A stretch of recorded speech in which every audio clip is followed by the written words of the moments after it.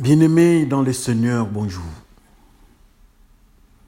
Nous bénissons l'Éternel, le Dieu créateur, le Dieu de tous les jours, le Dieu de bonté, le Dieu d'amour, le Dieu de justice, nous les bénissons.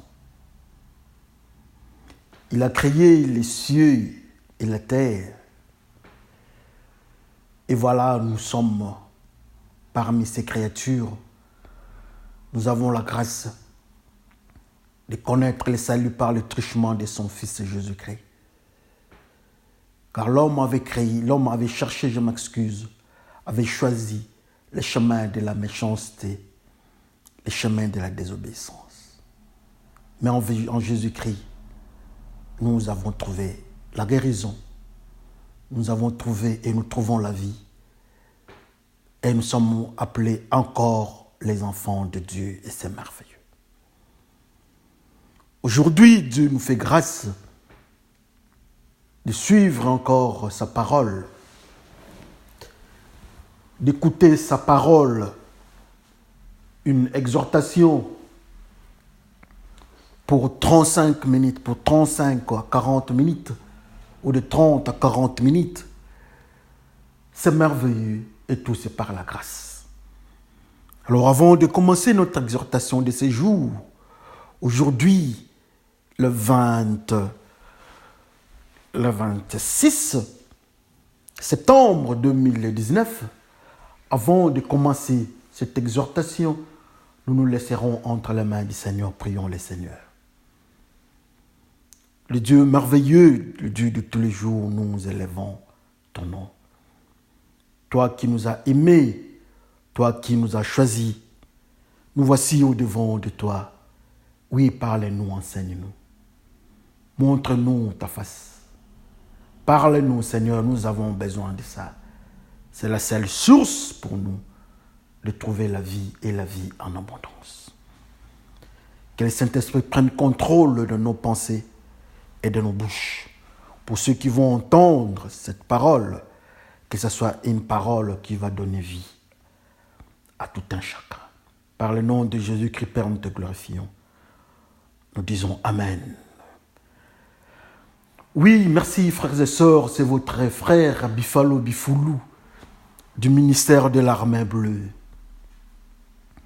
Aujourd'hui, comme je disais, nous avons 30 à 40 minutes de causerie, d'exhortation.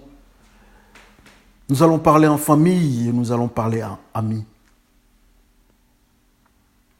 Nous avons un texte aujourd'hui. Mais avant de lire le texte d'aujourd'hui, nous allons d'abord donner l'intitulé de notre message. Notre message est intitulé « Après le jeûne ». Après le jeûne, nous avons un texte que nous allons lire et c'est dans Ézéchiel. Ézéchiel 24, du 15e jusqu'au 17e verset. Ézéchiel, si je peux répéter, Ézéchiel 24, du 15e verset jusqu'au 17e. Lisons par le nom de notre Seigneur Jésus-Christ. La parole de l'Éternel me fit adresser en ces mots. Fils de l'homme, voici, je t'enlève par une mort soudaine, ce qui fait les délices de tes yeux. Tu ne te lamenteras point, tu ne pleureras point, et tes larmes ne couleront pas. Soupire en silence, ne prends pas les deuils des morts, attache ton turban, mets ta chaussure à tes pieds. Ne te couvre pas la barbe et ne mange pas le pain des morts des autres. Amen.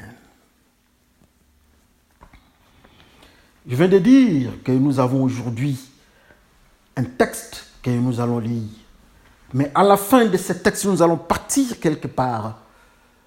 Nous aurons une référence que nous n'allons pas lire, que tout le monde connaît. Comme je disais, dans le livre de notre frère Ézéchiel 24, on nous parle d'une histoire des enfants d'Israël. Mais sous forme sous une autre forme, sous une forme d'un exemple. C'est Dieu qui parle à son serviteur Ézéchiel. Il lui dit, je vais prendre ce qui te fait du bien dans tes yeux par une mort soudaine. Et toi, ne pleure pas. Mais surtout, ne mange pas leur nourriture. Ne mange pas. Quand eux seront au deuil, toi ne manges pas avec eux. Ne mange pas la nourriture de mort. La nourriture funéraire ne touche pas à cela. Mais garde tes chaussures, tes sandales aux pieds. Garde ton turban. Ça, c'est merveilleux ce que Dieu dit à cet homme. Intéressant, des fois ça fait peur. Très intéressant. Garde ta chaussure, mais tes chaussures, je m'excuse. Garde ton turban. Mais ne mange pas leur nourriture. Intéressant. Mais qu'est-ce qui s'est passé au fait? C'est une illustration que Dieu est en train de faire en faisant périr la femme de cet homme, l'homme de Dieu. Il a parlé de ces messages de Dieu le matin. Si vous pouvez suivre, si vous pouvez continuer avec la suite, vous verrez que l'homme de Dieu a perdu sa femme. Mais Dieu donne des instructions, ce qui nous intéresse. Ézéchiel était dans le respect de Dieu. Ézéchiel n'avait pas désobéi. Mais Dieu prend sa femme pour donner une leçon aux enfants d'Israël. Des fois, ça fait mal. Ça peut nous révolter. Comment Dieu peut prendre la femme de quelqu'un comme ça? Ça peut nous révolter sur le plan humain, avec l'aspect humain. Ça peut nous révolter. Mais Dieu reste Dieu. En lui, il n'y a pas de péché. Nous allons aller dans une autre dimension. Quand je parle de dimension, ce n'est pas d'aller dans une dimension extra-humaine, comme ceux qui font des méditations qui sortent pour aller dans d'autres dimensions. Non, non, non, non. Quand je parle d'une dimension, allons dans une autre dimension. C'est-à-dire que lisons avec un œil prophétique ce que Dieu nous dit entre les lignes. Ce que Dieu nous révèle. Parce que la parole de Dieu se révèle par la puissance du Saint-Esprit. Ce qui nous intéresse ici, Dieu dit à cet homme, il y aura mort d'homme. Mais quand il y aura mort d'homme, ils auront leur nourriture. Ils vont préparer. Dans cet environnement-là de la mort, ils vont manger. Mais toi ne touches pas. Mais garde-toi alors, garde ta tenue. Garde tes sandales. Ne mange pas ce qu'ils vont préparer. Garde tes sandales. Garde ton turban. Très important. Pourquoi Dieu fait de telles révélations? Pourquoi Dieu demande à son serviteur de se comporter comme tel? Alors entrons un peu, cherchons un peu Dieu merveilleux. Qu'est-ce qui se passe en fait avec cet homme? Quel est le message que Dieu est en train de nous donner? Il y a mort d'homme. Il y a mort quand il y a péché. Ce sont les péchés, les péchés de la femme d'Adam et Ève. Leur péché amène la mort. Avant, il n'y avait pas de notion de mort. Mais voilà, l'homme a péché et la mort est là. Et Dieu dit, dans leur environnement de mort, là où il y a la mort, dans leur communauté de la mort, ils vont préparer. Mais toi ne touches pas. Ne mange pas avec eux. Ne mange pas leur nourriture funéraire. Ne mange pas leur nourriture mortière. Deux dimensions, deux phénomènes, la mort et la nourriture. Si nous devons voir la mort, il y a mort quand il n'y a pas de vie. Il y a mort quand il y a les péchés. Il y a mort quand il y a désobéissance. Il y a mort quand nous suivons la pensée de l'ennemi qui est le diable. Quand nous péchons d'une manière ou d'une autre, il y a la mort, il y a l'odeur de la mort. Et il y a tout ce qui est autour de la mort dans les péchés. Mais Dieu dit, alors quand eux, ils sont dans la mort, quand eux, ils sont dans le mystère des péchés, quand l'homme est dans le mystère des péchés qui amène la mort, oh, toi mon serviteur, toi mon enfant, toi qui m'écoutes, qui obéis, toi Ézéchiel, qui est notre frère, toi alors ne mange pas avec eux. La nourriture du monde, dans cet environnement-là de péché, ils auront une nourriture. Ils auront quelque chose qu'ils vont manger dans cet environnement-là de péché. Mais toi ne mange pas cette nourriture. Ne prends pas cette nourriture. C'est Dieu qui nous demande. Dieu donne les règles. Dieu donne des principes. Eux, ils sont dans la mort. Eux, ils sont dans le péché. Ils sont dans un environnement anti-vie. Parce que la mort est anti-vie. Ils sont dans un environnement anti-Christ, anti-Jésus-Christ. Ils sont dans un environnement de péché. Mais toi, fils de l'homme, il va se passer quelque part, quelque chose là-bas. Il va se passer quelque chose spirituellement qu'ils vont manger. Une nourriture. Mais toi, ne mange pas leur nourriture. Alléluia. Ne touche pas dans ce qu'ils vont manger dans la zone de la mort. Quand nous parlons de la zone de la mort, les uns parlent de l'Égypte, les autres de Babylone. Plus encore, s'il faut aller très loin, on parle du monde qui est conduit par les diables, qui est conduit par l'accusateur, qui est conduit par nos cultures, qui est conduit par le cœur de l'homme, qui est un cœur de pierre. Pour dire encore que Dieu nous demande que dans ce monde de péché, dans ce monde de l'homme avec un cœur de pierre, ils ont une nourriture. Mais toi, fils de l'homme, mais toi, serviteur de Dieu, mais toi, celui qui obéit à Dieu, ne mange pas leur nourriture. Alors, quelle est cette nourriture? Quelle est cette nourriture, enfant de Dieu, qui se retrouve dans le monde, que le monde gère, que l'Égypte gère, que Babylone gère, que nos cultures gèrent, nos coutumes, nos civilisations. Nous gérons ça. Tout ce qui est en dehors de la volonté de Dieu, ça s'appelle nourriture ou le péché. Le monde donne le péché. Cette nourriture, il donne, le diable donne, ce qui est désobéissant au devant de Dieu. Le diable amène ça. La mort amène ça. C'est un environnement mortier. Il a la méchanceté. Il a la désobéissance à la volonté de Dieu. Allez détruire tout ce qui est dans cette zone-là.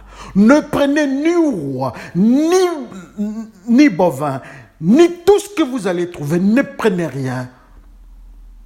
Mais Saoul prend des moutons. Il prend tout ce que vous pouvez prendre. Et vous connaissez la suite. Il a pris ce qui était du monde. Il a accepté ce qui était du monde. Et la suite, ce n'était que la désobéissance. Et Dieu a repoussé. C'est ce que nous sommes en train de vivre aujourd'hui dans ce monde de péché, dans ce monde de la méchanceté, dans ce monde de la cruauté, dans ce monde de meurtre, d'homicide, de vol, du tribalisme, de tout ce qui est méchanceté, d'injustice. Tout ce qui est méchanceté, nous sommes en face de ce monde-là. Alors notre Seigneur nous dit, nous qui sommes les enfants de Dieu, nous qui aimons Dieu, nous ne devons pas prendre cela qui s'appelle la nourriture spirituelle. Nous ne devons prendre ça et gober ça. Nous ne pouvons pas toucher à cela. Nous ne pouvons pas nous comporter comme eux. Ce qu'ils mangent, leur nourriture donnée par leur père, par les diables, par l'accusateur, nous ne pouvons pas toucher à cela. N'entrons pas dans des clubs de pécheurs. N'entrons pas dans des clubs païens. N'allons pas dans des clubs de yoga. N'allons pas dans des clubs et tout ce que vous savez, bref, qui ne glorifie pas Dieu. Il dit, ne touchez pas à cela. Regardez tout ce qui n'a pas le nom de Jésus-Christ, tout ce qui n'est pas dans le chemin de la sainteté, Dieu appelle ça la zone mortière. C'est une église, c'est une femme spirituelle, comme la femme d'Ézéchiel. Ça représente une église, mais une église qui est morte, une église de la mort. Mais dans cette église-là qui est notre société, ça s'appelle la mort avec ses nourritures, mais sa nourriture. Alors quand on nous donne cette nourriture-là qui est la nourriture du monde ou bien le péché, Dieu nous dit de ne pas toucher à cela. Mais comment est-ce que nous allons vivre? Oui, nous allons vivre dans cet environnement. Face à cela, nous devons rester dans un état de ne pas toucher à leur nourriture. Ça c'est bien. Parler c'est bien. Exhorter c'est bien. Mais sur terrain, c'est une autre dimension. C'est la bataille sans merci. Le cœur de monde. Nos intentions, nos désirs de monde. Il faut aller avec eux pour prendre l'alcool, la bière, la cigarette. Il faut jouir. Il faut aller aussi, nous sommes des jeunes. Il faut aller aussi, regarde les femmes qui nous montrent leurs corps intimes avec des habits qui ne glorifient pas Dieu. Il faut aller là-bas découvrir cette femme, comment est-ce qu'elle se présente dans son intérieur. Oh, laissez-moi vous dire, aujourd'hui, ça c'est une nourriture mortière. Quand nous allons dans le monde, là où il faut prendre de l'alcool, la cigarette, la drogue, dans des orgies sexuelles, tout ce que nous pouvons savoir, président, empereur, tout ce que nous pouvons être, autorité politico-administrative. Mais quand nous entrons dans ces zones-là, rassurez-vous, frères et sœurs, que nous sommes dans des zones de la mort. Et Dieu nous dit, ceux qui obéissent à Dieu, ne touchez pas à cette nourriture-là de la mort. Ils ont leur nourriture que le diable a préparée. Le diable est le maître de cette restauration. Vous ne touchez pas à cette nourriture. Dieu tourne du côté de son enfant qui s'appelle Ézéchiel. Il dit, alors Ézéchiel, quand tu vas refuser leur nourriture, mais toi garde alors ton turban en place. Le turban, c'est une bande que Dieu a dit pour la tenue de serviteurs ou bien des sacrificateurs Aaron avec ses enfants. Pour les sacrificateurs, il fallait avoir un turban avec une écriture, la sainteté à l'Éternel. Pour dire encore que quand toi, Ézéchiel, tu seras au-devant de cette nourriture la mortière, tu seras au-devant de ce que le diable a préparé, tu seras au-devant de la nourriture qui ne vient pas de la vie ou qui ne vient pas de Jésus-Christ. Toi, Ézéchiel, tu auras toujours la marque de la sainteté en toi. Tu vas brandir ton turban. Toi qui es le sacrificateur, tu resteras dans le principe de la pureté, de la sainteté. Toi qui es le sacrificateur, toi qui es le lévite, tu resteras toujours dans le limite de ce qui est pur. Or, leur nourriture est impure pour dire que tu ne toucheras pas. Leur comportement est impur pour dire que tu ne toucheras pas. Leur manière, il y a de l'impureté. Dans leurs coutumes, il y a des impuretés. Dans leur causerie, il y a de l'impureté. Dans leur langage, dans leur manière de vivre, dans leur civilisation, dans leur philosophie et autres. Toi, tu ne vas pas toucher, mais tu resteras toujours dans la sainteté de l'Éternel. Quand les gens vont te voir, ils verront une marque en toi, écrit la sainteté à l'Éternel. La sainteté à l'Éternel, ce n'est pas une chemise que nous devons porter, ou bien prendre une Bible, ou bien avoir des chapelets, ou bien courber la tête. La sainteté à l'Éternel, c'est un mode de vie, c'est une manière de vivre. La sainteté à l'Éternel se marque par un comportement digne de la crainte de Dieu. Ceux qui avaient ces turbans-là, il y en avait 5. Il y avait Aaron avec ses enfants. Mais ils avaient péché. 2 enfants d'Aaron avaient péché. Qui avait les turbans? Mais quand ils avaient péché, quand ils avaient mangé la nourriture impure, et Dieu avait frappé, ils étaient brûlés dans les temples. Donc pour dire que le turban que Dieu nous dit n'est pas synonyme d'avoir des habits de prêtre, ou bien d'avoir la tenue de pasteur, ou bien d'être conduit, ou bien avec un cortège de services de protocole, ou bien de parler en tant que prédicateur, ou bien celui qui exhorte, non. Quand on nous dit sainteté à l'Éternel, ça signifie habiter ou bien se comporter, vivre dans la sainteté. Rester dans la pureté. Rester dans la crainte de Dieu. Sans la sanctification, nul ne verra l'Éternel. Sanctifiez-vous, sanctifions-nous. C'est ce que Dieu demande à Ézéchiel. Dieu dit à Ézéchiel, ta femme qui représente une église morte, ta femme qui représente une zone morte, mais toi tu dois rester saint, Ézéchiel, mon serviteur. Toi tu es mon fils, là où tu es pasteur, tu es ancien, tu es prédicateur, tu es qui dans l'église, tu es tout ce que nous pouvons connaître comme chrétiens. Restez en état de pureté. C'est ce que Dieu nous demande. Mais quand des fois nous regardons dans l'église, on voit seulement le turban au visage. Le turban, des fois, ça s'appelle la chorale. Quand nous entrons dans la chorale, nous nous rendons compte que nous avons le turban, mais nous avons le péché comme les enfants de Aaron. Quand nous entrons à l'église des fois, on trouve la sainteté en apparence. Mais quand nous entrons d'une manière profonde, on trouve que nous avons le comportement des enfants du prêtre Élie.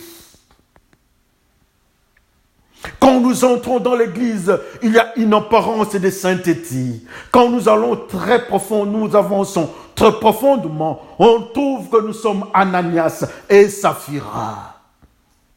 Quand nous entrons dans le monde des chrétiens, nous constatons que nous sommes des disciples de Jésus-Christ. Mais en profondeur, nous ne sommes que Judas, qui est le diable parmi tant d'autres. Quand nous avançons dans la maison de Dieu, on se rend compte que nous sommes une apparence des enfants de Dieu. Mais nous ne sommes que des pharisiens. Quand les uns nous disent que nous sommes des serviteurs ou bien des chrétiens, mais au-devant de Dieu, Dieu nous dit que ces peuples me glorifient seulement par leur bouche, pas dans leur cœur. Et Dieu dira à Ézéchiel, Ézéchiel, il faut un turban de la pureté, sainteté à l'Éternel. Si nous sommes le temple de l'Éternel, si nous sommes le temple du Saint-Esprit, est-ce qu'on peut lire, le Saint-Esprit peut confirmer cette écriture sur nos vies aussi, que nous sommes un temple de l'Éternel qui est pur. Dieu est pur, Dieu est saint, il ne peut habiter que dans un monde ou bien dans un temple qui est saint. Alors si nous avons le turban de la sainteté, est-ce que nous-mêmes, Dieu est en nous ou bien nous sommes réellement le temple du Saint-Esprit? Dieu dit à son serviteur Ézéchiel, la femme représente le monde des péchés. Ta femme qui est morte représente le monde islamico, je ne sais pas, arabe, ou bien il y a le yoga. C'est ça ta femme, c'est le monde. Il y a tout ce que vous pouvez connaître dans le monde de religion, ou bien le monde religieux. La forme d'Ézéchiel qui est morte représente une église qui est morte. Une église morte, qui ne glorifie pas Jésus-Christ qui est la vie. Il y a la mort là-bas. Mais nous autres, nous ne devons pas nous comporter comme les musulmans. Nous ne devons pas nous comporter comme ceux qui font le yoga. Nous ne devons pas nous comporter comme ceux qui sont dans le Bahaï. Nous ne devons pas nous comporter comme d'autres encore qui sont dans des sciences mystiques. Parce que Dieu nous dit que nous devons avoir le turban. Le turban qui est écrit sur notre front quand on regarde la sainteté à l'Éternel. N'est-ce pas, dans le livre de Révélation, on nous dit que nous aurons une marque du sang de l'agneau au visage. Mais quand les démons viennent auprès de nous, est-ce que les démons peuvent témoigner qu'ils ont lu exactement que nous sommes sur nos fronts, que nous sommes la sainteté, il y a la sainteté de l'Éternel dans nous. Je connais Jésus-Christ, je sais qui est Paul, alors toi qui es-tu? C'est la question qu'un démoniaque pose à ses soi-disant les enfants du serviteur de Dieu. Mais Dieu dit à son serviteur Ézéchiel, alors toi Ézéchiel, face à ta femme qui s'appelle la mort, face à l'église morte, Ézéchiel, ne touche pas à la nourriture là, mais toi reste dans la zone de la sainteté. Toi reste dans la zone de la purité. Toi reste, il faut haïr les péchés, repousser les péchés. J'aimais Jacob, mais j'ai repoussé Ésaü. J'ai aimé la sainteté, mais je repousse le péché. Ça, c'est Dieu qui dit ça. Et il dit ça à son serviteur. Mais nous autres aussi, on nous appelle serviteurs. Est-ce que Dieu peut trouver ce turban-là sur nos vies? Dans nos vies intimes, dans nos bureaux, face aux secrétaires, face aux fiches de paye des agents publics, face à l'argent de l'État, face à la femme de notre voisin, au mari de notre voisin. Est-ce qu'on peut trouver en nous quelque chose de la crainte de Dieu? Que chacun regarde sa vie. Dieu regarde encore son serviteur. Il dit, écoute mon ami Ézéchiel, toi qui restes, tu ne manges pas leur nourriture, tu te mets à côté, tu restes à l'écart, tu as le turban. Encore, je te demande une autre chose, Ézéchiel. Ézéchiel, je te demande une autre chose. Hey, garde tes chaussures, garde tes sandales. Très important. Je m'excuse. Très important, garde tes sandales. Quand nous entrons dans les livres d'Éphésiens, moi j'aime toujours ça. Quand nous entrons dans Éphésiens 6 à son 10e, je crois 10e ou 15e verset, on nous parle des sandales. Ayez pour sandales les ailes d'annoncer l'évangile de paix et de justice. Ézéchiel, aie tes sandales. Garde tes sandales, Ézéchiel, aux pieds. Ne mange pas, ne prends pas leur nourriture. Reste en état de pureté et garde tes sandales. Ou encore, on nous dit que les sandales, nous devons pas avoir pour sandales les ailes d'annoncer l'évangile de paix et de justice. Quand nous allons refuser leur nourriture, quand nous resterons saints, nous devons annoncer l'évangile de paix. Ça ne signifie pas toujours que nous devons commencer à prendre la Bible et aller annoncer l'évangile dans les quatre coins. Ce n'est pas mauvais. C'est ce que l'Éternel, le Seigneur, nous demande de faire. Mais si nous n'avons pas cette possibilité-là, assurément, comme nous sommes les serviteurs de Dieu, on doit trouver quelque chose de Dieu en nous. Qu'est-ce qu'on doit trouver? Les ailes d'annoncer l'évangile.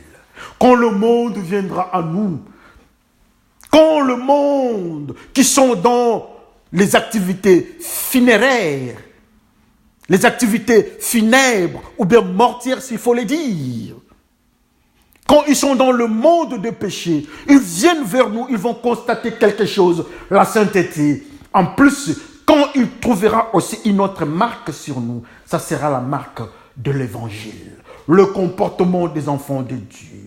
Quand ils regardent en nous, ils trouvent le pardon. Quand il regarde en nous, il trouve la bonté.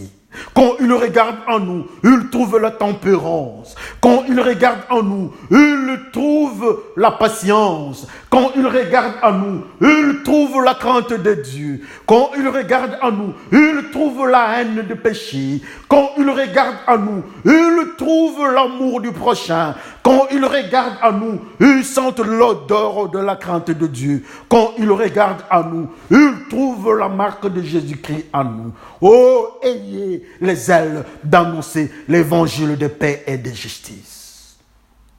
Quand il regarde en nous, il trouve quelque chose, la chose différente de leur vie. C'est l'évangile, évangélisé par le comportement. Que la femme s'habille bien. Nous n'allons pas prendre le micro pour dire que nous, les sœurs, nous devons nous habiller. Nous devons nous habiller d'abord. Quand elles vont voir d'autres femmes, elles vont poser la question, mais pourquoi vous vous habillez comme ça? La réponse est simple, il est écrit. Il est écrit que la femme s'habille très bien, alors que ça commence d'abord avec les sœurs. Comme ça a commencé, Dieu demande à Ézéchiel que ça commence avec toi. Quand les gens seront dans la méchanceté, on trouve en nous l'amour, la bonté. On posera la question, mais d'où vient cette bonté? Tu vas leur dire, il est écrit.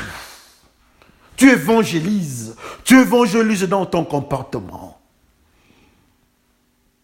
Quand ton mari ne travaille pas, ton mari n'a pas de travail et que toi, la femme, tu as le travail. À la fin du mois, tu prends le salaire, tu viens avec à la maison. Quand d'autres femmes vont te poser la question, mais comment tu te comportes comme tel? Tu diras seulement qu'il est écrit, l'homme et la femme seront un. Même si mon mari ne travaille pas, mais nous sommes un, alors le salaire complet sera sur la table. Quand ta femme aussi ne travaille pas, de la même façon, à la fin du mois, tu prends l'argent, vous mettez sur la table, et l'homme et la femme, vous travaillez, vous venez avec votre salaire, vous mettez ensemble. Mais quand le monde va poser la question, mais comment ça se passe ainsi? Il est écrit que l'homme et la femme font un. C'est comme ça que nous devons évangéliser les mondes. Quand on nous demande, mais pourquoi vous ne venez pas dans nos fêtes, là où nous prenons la bière, nous prenons de l'alcool, nous sommes dans des orgies sexuelles, vous direz seulement que les alcooliques, il est écrit que les alcooliques ne verront pas Dieu. Les adultères ne verront pas Dieu. C'est à cet instant-là qu'on va voir que nous avons les sandales qui sont les ailes d'annoncer l'évangile de paix et de justice. Je vous avais dit que nous aurons le deuxième texte que nous aurons à parler. Nous n'avons pas donné les textes. Nous n'avons pas lu les textes, mais nous allons prendre ça par référence. Une référence verbale. Tout le monde connaît. Nous sommes dans Matthieu 4, là où on nous parle de la tentation de Jésus-Christ. Le Saint-Esprit l'amena dans le désert pour être tenté par l'accusateur, le diable. Arrivé dans cette zone-là, dans le désert, la maison du diable, le diable qui est le père de la mort, dans cet environnement-là de la mort, on amena Jésus-Christ dans ce monde-là. Il avait la nourriture du diable, il avait la mort, il avait le comportement du diable. Mais la Bible nous dit que Jésus-Christ, quand on parlait à Jésus-Christ, il répondait. Jésus-Christ est resté 40 jours sans manger. Le rester en état de jeûne, comme nous avons notre intitulé.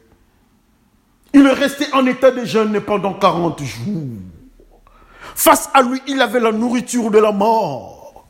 Il avait l'église de la mort. Il avait une femme, un mystère qui était là. La madame, la demoiselle, la mort. Elle était là, représentée par les diables. De l'autre côté, chez Ézéchiel, c'est le mystère de la femme d'Ézéchiel. Et notre maître Jésus-Christ regarda tout cela, il a refusé la nourriture de la maison du diable ou la maison de la mort. La Bible nous dit qu'il est resté 40 jours sans manger, ni boire ce qui était du diable, ni manger ce qui était de la maison funéraire du désert. Oh, Jésus-Christ est resté en état de jeûne. Quoi alors après le jeûne?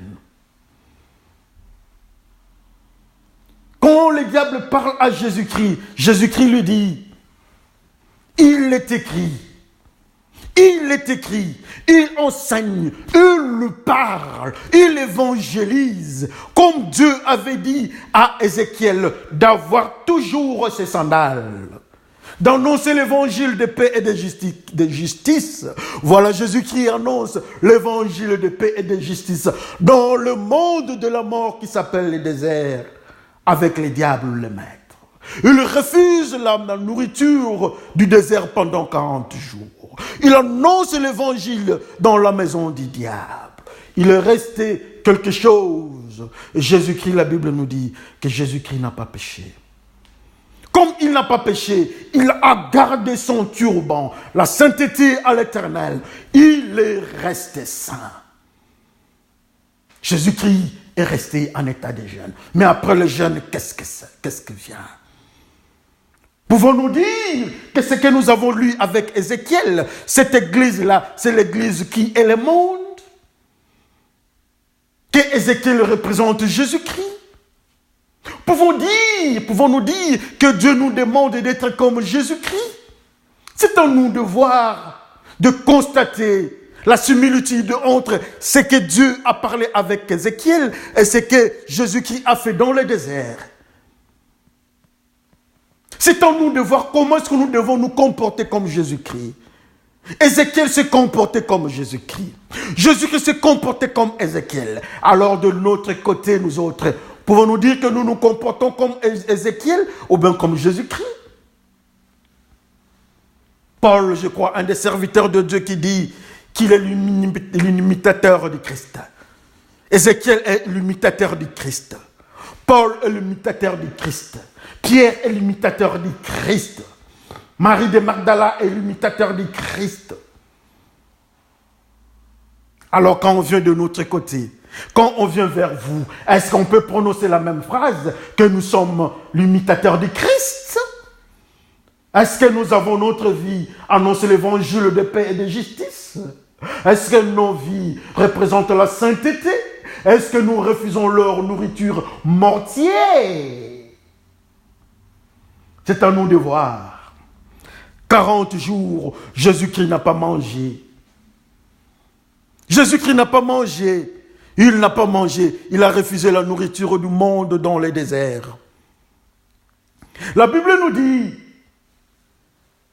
que Dieu a donné quelque chose à Ézéchiel. Dieu a donné quelque chose à Ézéchiel. Et la Bible nous dit que les anges sont venus avec quelque chose. Après 40 jours de jeûne et de jeûne, les anges sont descendus vers Jésus-Christ. Ils sont venus donner à manger à Jésus-Christ. Oh, après le jeûne. Qu'est-ce qui arrive après le jeûne? Qu'est-ce qui arrive quand nous refusons la nourriture du monde? Qu'est-ce qui arrive? Voilà, Jésus-Christ, les anges sont venus descendre, ils sont venus donner. Ils descendent avec la nourriture et ils ont donné à Jésus-Christ. Jésus-Christ refuse la nourriture spirituelle de la maison du diable. Le rester dans les jeûnes pendant 40 jours. Ils sont venus maintenant avec une nourriture. Alors ma question est celle-ci. Cette nourriture-là, c'est une nourriture spirituelle ou bien physique ou matérielle? Comme c'est un combat spirituel, assurément, la nourriture là, c'était une nourriture spirituelle que nous appelons la parole de Dieu. Quand il a résisté à la parole de l'ennemi du diable, quand il a refusé à la parole du monde, alors à la fin, Dieu lui donne la nourriture qui est descendue de chez lui, de son royaume. Il a mangé la parole de Dieu.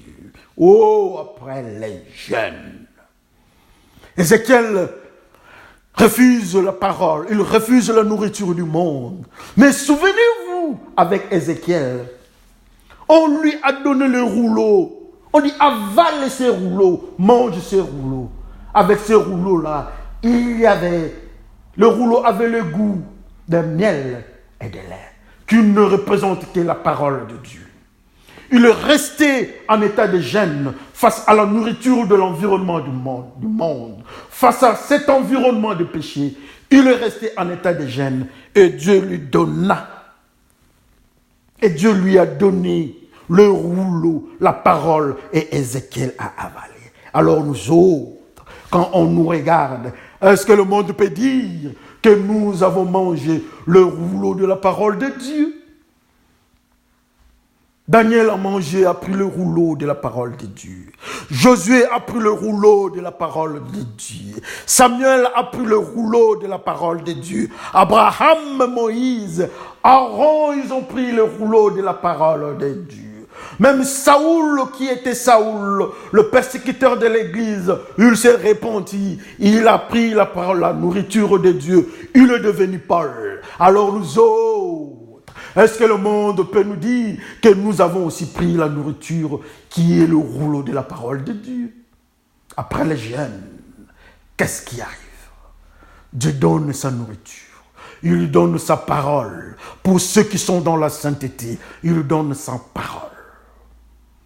Nous mangeons cette nourriture-là que Dieu a promis dans le pays-là où coule le lait et le miel. Ou bien encore dans ces pays-là où coule ma parole. Ou encore dans ces pays-là, on va manger la nourriture que Jésus-Christ a mangée après avoir résisté face au diable. Ou encore dans ces pays-là, ils vont manger mes préceptes. Ils vont manger mes préceptes. Ils vont manger mes commandements. Oh, dans nos églises d'aujourd'hui, quand on nous regarde, est-ce que le monde peut dire que nous avons mangé le commandement de Dieu comme Ézéchiel? Est-ce que le monde peut nous dire que nous, en particulier, ou bien individuellement, pasteurs anciens, diacres dans l'église, est-ce qu'on peut nous dire que nous avons mangé aussi, après avoir résisté, nous avons mangé la parole de Dieu? Est-ce que le monde peut nous dire qu'ils ont trouvé le comportement de Jésus-Christ en nous? C'est à nous de choisir le chemin. C'est à nous de résister à la nourriture du monde funéraire, du monde funèbre, du monde mortier. C'est à nous de voir, c'est à nous de choisir. Mais le Seigneur dit à ses serviteurs, ne mangez pas leur nourriture, gardez le turban et gardez vos sandales. Que le Seigneur vous bénisse. Prions le Seigneur. Merci le Dieu de tout-puissant, de toute puissance. Nous reconnaissons, nous sommes pécheurs et nous venons au-devant de toi. Si Ézéchiel pouvait résister face à cette nourriture du monde funèbre, nous sommes capables par la grâce, par l'appui du Saint-Esprit, de faire ainsi. Merci pour cette révélation et cette parole. Par le nom de Jésus-Christ, nous te glorifions, Père, et nous disons Amen. Que le Seigneur vous bénisse à jamais. Souvenez-vous que Ézéchiel n'a pas mangé ce qui était dans le monde funéraire, dans le monde du péché. Mais il avait mangé le rouleau de la parole de Dieu. Et il est accepté comme tel un serviteur de Dieu. Merci, on va se parler la fois prochaine. Que le Seigneur vous bénisse et à la prochaine. Merci.